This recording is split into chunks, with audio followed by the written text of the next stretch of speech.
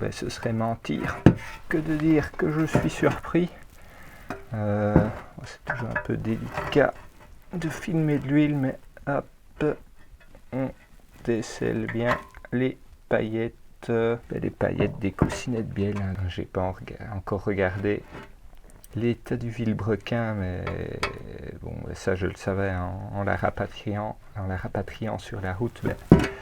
D'autant plus que sur cette génération de Swift, les coussinets de bielle sont connus pour être fragiles, enfin fragiles entre guillemets. Hein. C'est quand même un moteur qui est relativement creux, donc ça s'utilise dans les tours et voilà, comme tout ce qui tourne vite, mais ça s'use aussi plus vite. Même si c'est pas un moteur de course, hein, normalement ça ne devrait pas arriver, si bien entretenu. Je l'ai acheté d'occasion, donc les 160 premiers milles de ce moteur, j'ai pas trop connu sa vie. Plus sur circuit avec le bruit des autres voitures, avec le casque sur les oreilles, j'ai pas entendu les prémices du problème.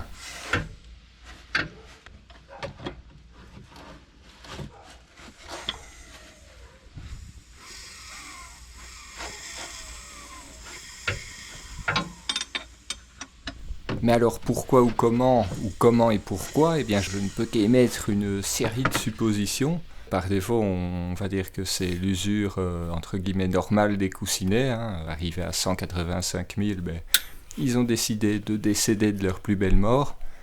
Seconde supposition, c'est que j'ai très bien pu pourrir l'huile lors d'une précédente sortie circuit. Hein. Cette huile, elle avait même pas 2000 bornes, mais effectivement, je vidange pas avant chaque sortie, ni après. C'est pas non plus une Ferrari, ça reste une Swift de 125 chevaux. On n'a pas de voyant de température d'huile là-dessus, on n'a pas de voyant de pression d'huile non plus. On a juste le voyant de la température eau. Voilà, et je suis arrivé avec une huile viciée, une huile qui n'avait plus les bonnes propriétés. Ça a marché qu'une demi-journée. Troisième supposition, c'est le déjaugeage. Bon, ça c'est arrivé sur le circuit de Métais. Il n'est pas particulièrement vallonné. Il y a à un moment donné une dénivelée, c'est vrai. C'est pas un circuit connu pour faire déjauger les moteurs. La Swift n'est pas connue pour déjauger facilement, même elle a un carter d'huile issu de la grande série. Hein. C'est peu probable quand même, mais bon, ça, c'est une possibilité.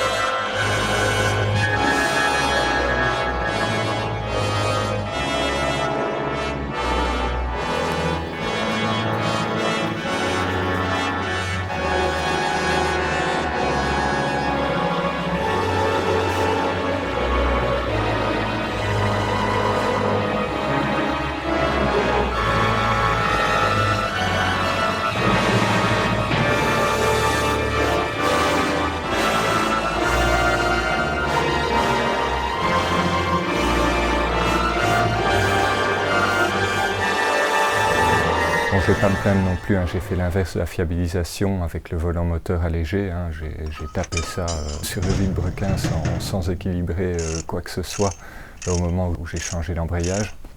Voilà, est-ce que ça a accéléré le drame? Est-ce que ça a occasionné le drame? Là, je vais quand même racheter des coussinets en code standard parce que c'est bien beau de démonter, mais je dois quand même bouger la voiture même sur quelques mètres, sinon c'est chiant, ça me ferait un exercice. Certes un peu cher, hein, 68 balles l'ensemble des coussinets, c'est clairement de l'argent jeté par les fenêtres, surtout que j'ai pas encore démonté les coussinets aux extrémités. Je pense que côté volant moteur, ce sera un peu la merde parce que j'ai pas de jeu justement, et c'est pas parce qu'il est nickel, c'est parce que il est collé au maneton.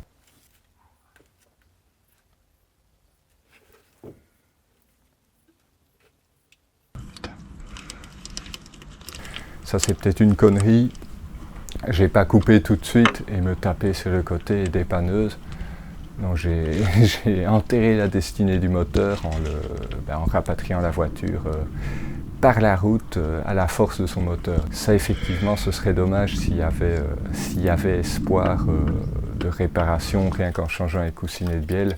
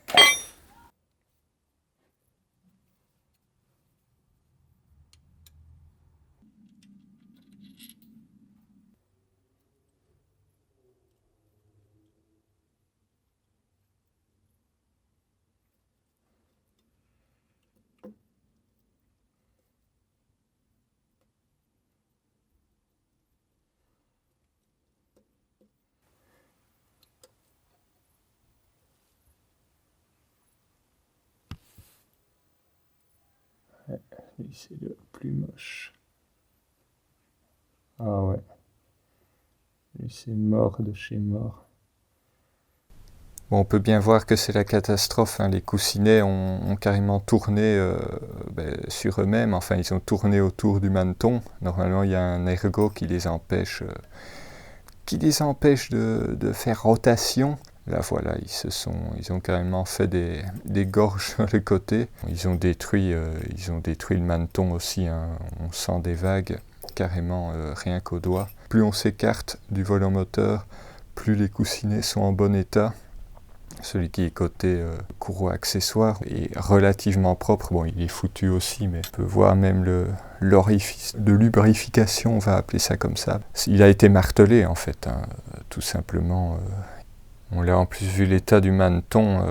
Je suis même pas sûr que 3 secondes après le démarrage, il va limer en fait tout de suite le nouveau coussinet. Donc, c'est chiant. J'espérais quand même faire 10-20 km pour la gloire. Mais là, il y a quand même de fortes chances que dès le redémarrage, ça claque à nouveau, quoi.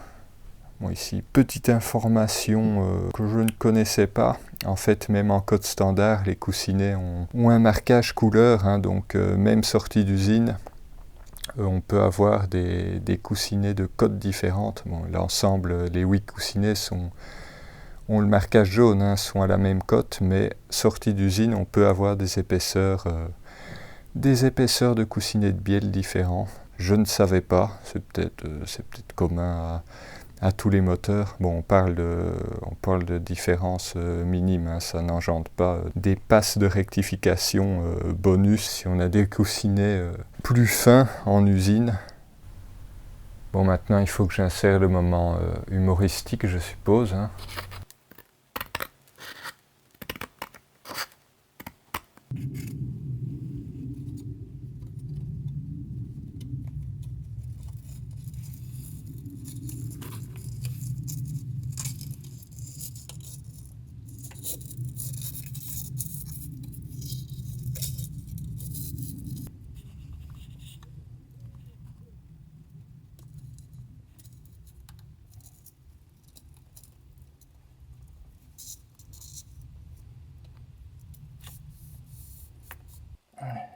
Quelle idée de merde.